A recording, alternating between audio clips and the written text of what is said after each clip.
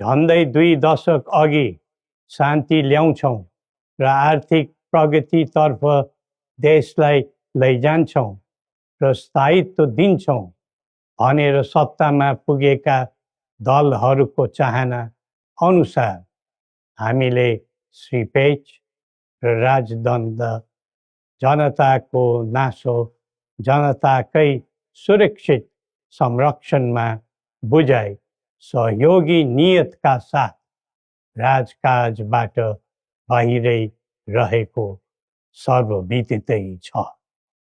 यो दायित्वबाट पलायन वा निषेधित राजनीतिका निम्ति कमजोरीको अनुमोदन थिएन, न त यो भावना आम जनतामा नै थियो।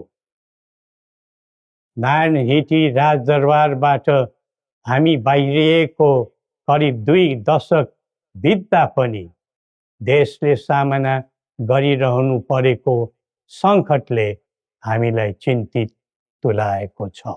हिजो देश नबनेकोमा चिन्ता थियो, आज देश नै नबच्ने हो कि भन्ने निराशा पैदा भएको छ।